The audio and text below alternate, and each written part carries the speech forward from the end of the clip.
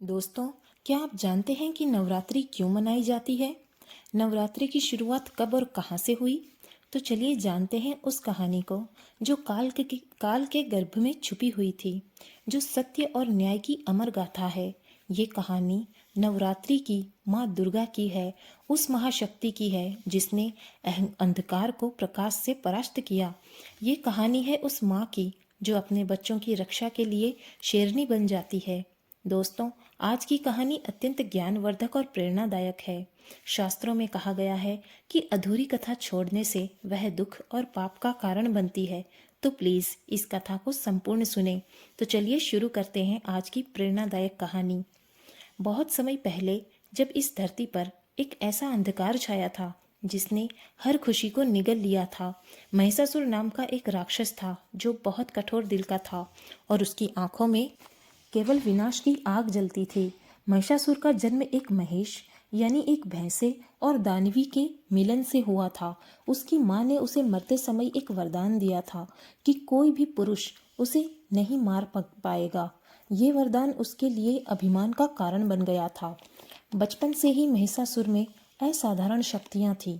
वर्षों तक घोर तपस्या करके उसने ब्रह्मा जी को प्रसन्न किया था और उसने वरदान मांगा था कि कोई भी पुरुष, देवता, दानव या इंसान उसे नहीं मार पाए। ब्रह्मा जी ने ये वरदान दे दिया था, लेकिन महिषासुर के अहंकार ने ये बात वो भूल गया कि कोई स्त्री भी उससे युद्ध कर सकती है। महिषासुर ने वरदान पाकर उसकी नज़र स्वर्गलोक पर पड़ी। उसने सोचा जब कोई पुरुष उसे मार ही नहीं सकता तो वह देवताओं को भी हरा सकता है। एक अंधेरी रात में महिषासुर ने अपनी विशाल सेना के साथ स्वर्गलोक पर आक्रमण कर दिया। उसकी सेना ने हजारों दानव थे। देवराज इंद्र ने अपना वज्र चलाया, भगवान विष्णु ने अपना सुदर्शन चक्र फेंका, भगवान शिव ने अपना त्रिशूल उठाया, लेकिन महिषासुर पर इसका कोई असर नहीं हुआ। 3 दिन 3 रात युद्ध चला, लेकिन सभी देवताओं की सारी शक्तियां छोटी पड़ रही थी। अंत में सभी देवताओं को स्वर्ग छोड़कर भागने पर मजबूर होना पड़ा। महिषासुर ने स्वर्गलोक पर कब्जा कर लिया और इंद्र के सिंहासन पर बैठकर देवताओं के सारे अधिकार छीन लिए। स्वर्ग में महिषासुर का आतंक छा गया। उसने अप्सराओं को कैद करवा लिया और गंधर्वों को अपना दास बना लिया। स्वर्गलोक में जो कभी संगीत और खुशी से भरा रहता था, वो अब रोने और चीखने की आवाज़ों से भर गया था। महिषासुर के कब्जे का असर धरती पर भी पड़ने लगा। सूर्य और चंद्र उसके नियंत्रण में होने से मौसम का चक्र बिगड़ गया। खेतों की हरियाली, पशु पक्षी की, पेड़ों की और इंसानों की सबकी हालत बहुत बुरी हो गई थी। भूख और प्यास से लोग तड़प रहे थे।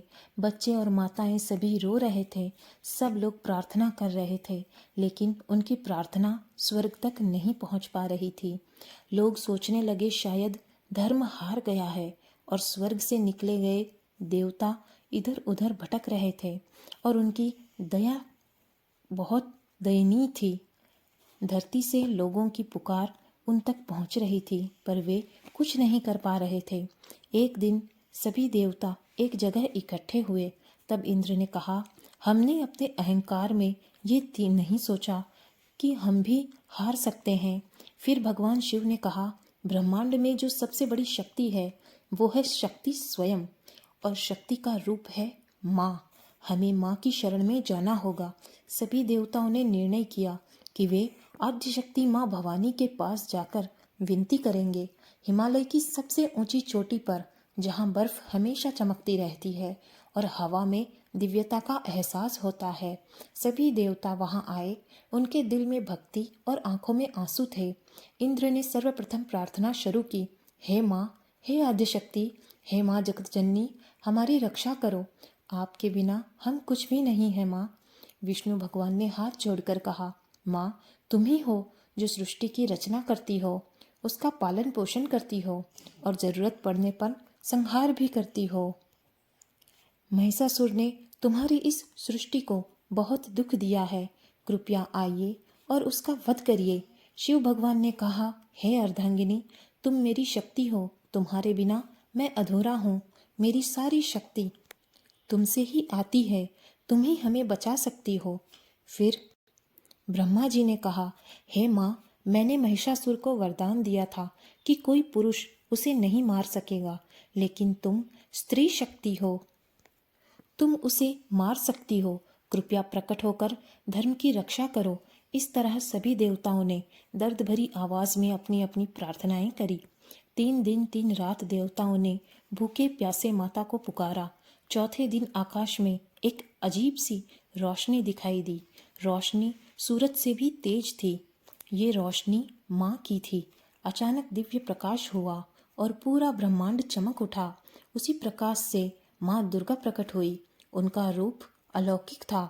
उनके 10 हाथ थे और हर हाथ में अलग हथियार थे जो सुरक्षा के प्रतीक लग रहे थे। माँ दुर्गा को देखते ही देवताओं का भय मिट गया।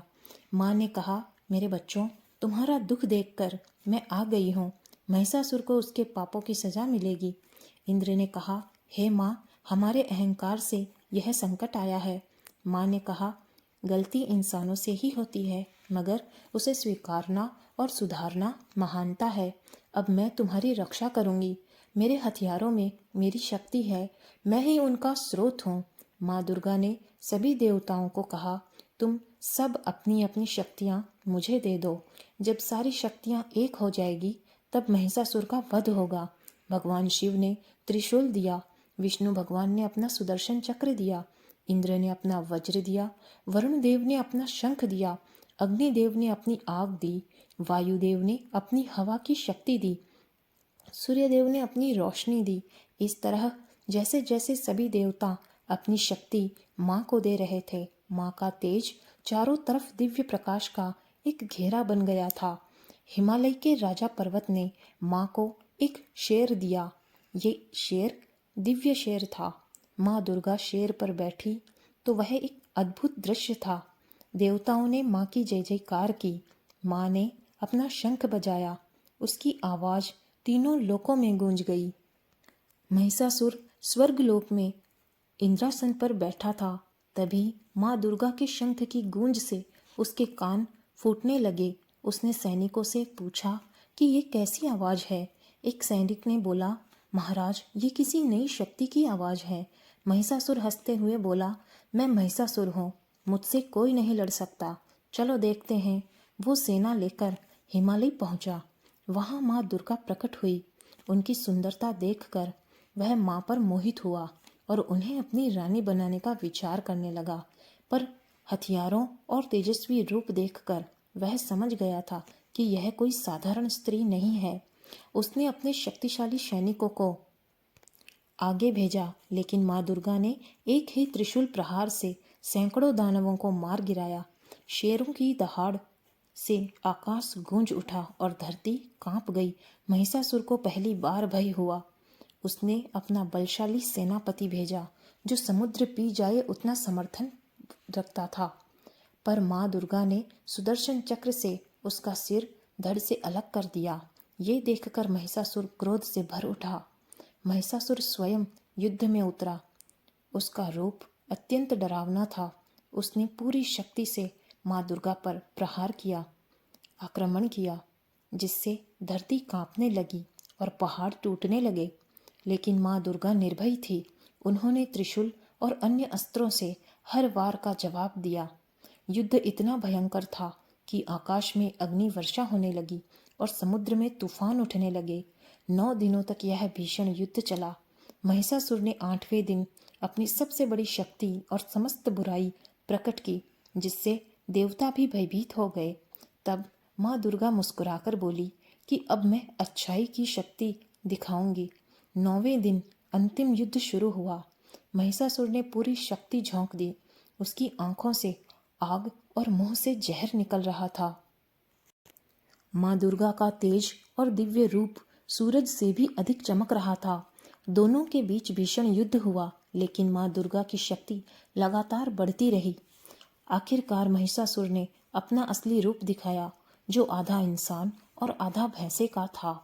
उसने अंतिम आक्रमण किया, पर माँ दुर्गा ने उसका सीना दबाकर त्रिशूल उसकी गर्दन पर टांग दिया। महिषासुर बोला कि वो उन्हें अपनी रानी बनाना चाहता है और तीनों लोकों पर राज करेगा। माँ दुर्गा ने उत्तर दिया कि उसने निर्दोषों पर अत्याचार किया है और उसकी सजा मौत है। यह कहकर माँ ने त्रिशूल उसकी गर्दन में भोंक दिया और उसका अंत कर दिया। महिषासुर की मृत्यु के साथ ही अंधकार मिट गया और उसकी सेना भाग गई। त्रिशूल महिषासुर के शरीर में धंसा था और माँ का पैर उसकी छाती पर। यह दृश्य बता रहा था कि अच्छाई की जीत हुई है और बुराई का अंत हुआ है। आकाश से फूल बरसने लगे और सभी देवताओं ने जय जयकार किया। इंद्र ने माँ के चरण छुए और उनका आभार व्यक्त किया। विष्णु भगवान ने कहा, माँ ने साबित किया है कि स्त्री शक्ति सबसे बड़ी है और अहंकार को तोड़ा। शिव ने कहा, शक्ति के बिना मैं कुछ नहीं हूँ, और माँ ने ये सत्य फिर सिद्ध किया है। माँ ने सभी को आशीर्वाद दिया और कहा, धरती पर जब भी बुराई बढ़ेगी वे फिर आएगी। धरती पर सब नाचने लगे, सूरज चमकने लगा, चांद की रोशनी लौट आई, हवा और पानी शुद्ध हो गए, खेतों में फसलें लहराने लगी, संपूर्ण धरती पर खुशहाली छा गई। लोगों ने माँ की मूर्ति बनाई, फूलों से सजाया और आरती की, और तभी माँ प्रकट हुई और माँ ने कहा, हर साल इसी समय मेरी पूजा करना, 9 दिन तक मेरे अलग अलग रूपों की आराधना करना। मैं वहीं रहती हूँ जहाँ प्रेम होता है। उन्होंने समझाया कि पहले दिन 3 दिन दुर्गा की, फिर 3 दिन लक्ष्मी की और अंतिम 3 दिन माँ सरस्वती की पूजा करनी है। माँ ने कहा, मैं हर माँ में हूँ जो अपने बच्चों की रक्षा करती है। माँ ने कहा कि नवरात्रि कैसे मनानी चाहिए, सुनो। उन्होंने कहा, ये पर्व सिर्फ मेरी याद में नहीं है, ये उस जीत की खुशी है जब अच्छाई ने बुराई को हराया था। पहले दिन से 3 दिन माँ का रूप योद्धा का है। वे बुराई से लड़ती है और अपने भक्तों की रक्षा करती है।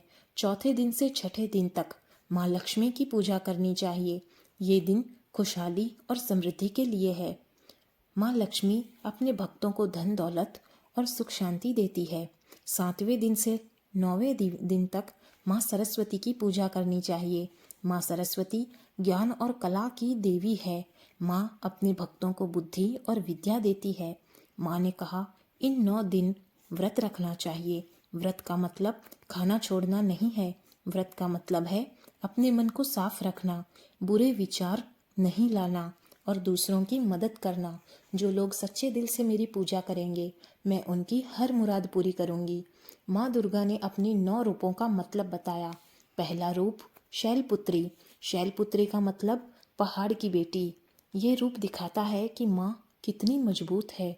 दूसरे दिन माँ ब्रह्मचारिणी का रूप। यह रूप तप और साधना का है। ये रूप दर्शाता है कि कड़ी मेहनत से हर मंजिल पाई जा सकती है। तीसरे दिन माँ चंद्रघंटा का रूप। यह रूप शांति और सुंदरता का प्रतीक है, लेकिन ज़रूरत पड़ने पर यह रूप भयंकर भी हो सकता है। चौथे दिन माँ कुष्मांडा का रूप। इन्होंने अपनी मुस्कान से सारी सृष्टि की रचना की थी। ये रूप सिखाता है कि खुशी में कितनी शक्ति होती है। 5वें दिन माँ स्कंद माता का रूप। यह माँ और बच्चे के प्रेम का रूप है। ये दिखाता है कि माँ का प्यार सबसे बड़ी शक्ति है। छठे दिन माँ कात्यायनी का दिन। ये युद्ध का रूप है। जब अन्याय बढ़ता है तब माँ इसी रूप में आती है। 7वें दिन माँ कालरात्रि का रूप है। ये सबसे भयानक रूप है। ये बुराई का नाश करता है, लेकिन अच्छे लोगों के लिए ये रूप कल्याणकारी है। 8वें दिन महागौरी का दिन है। ये पवित्रता और सफाई का रूप है। ये सिखाता है कि मन और शरीर दोनों को साफ रखना चाहिए। 9वें दिन माँ सिद्धिदात्री का दिन है। ये सारी सिद्धियाँ देने वाला रूप है। जो भक्त सच्चे दिल से पूजा करते हैं, उन्हें यह रूप सब कुछ दे देता है। महिषासुर के वध के बाद सब ने स्त्री शक्ति को पहचाना और इस तरह माँ के नवरात्रि का पर्व एक गांव से दूसरे गांव लोग अपने अपने तरीकों से मनाने लगे। दोस्तों, ये कहानी यहाँ खत्म होती है, लेकिन इसका संदेश कभी खत्म नहीं होता। माँ दुर्गा की ये कहानी हमें सिखाती है कि जिंदगी में चाहे कितनी भी मुश्किलें आ जाए, पर कभी हार नहीं माननी चाहिए। जैसे माँ ने ताकतवर महिषासुर को हराया, वैसे हम भी हमारी ज़िंदगी की हर मुश्किलों को हरा सकते हैं। यही है नवरात्रि का असली मतलब, माँ दुर्गा की असली पूजा। तो दोस्तों, माँ का प्यार हम सब पर ऐसे ही बना रहे। बोलो जय नवदुर्गा मात की जय। जय माता दी, जय माता दी, जय माता दी।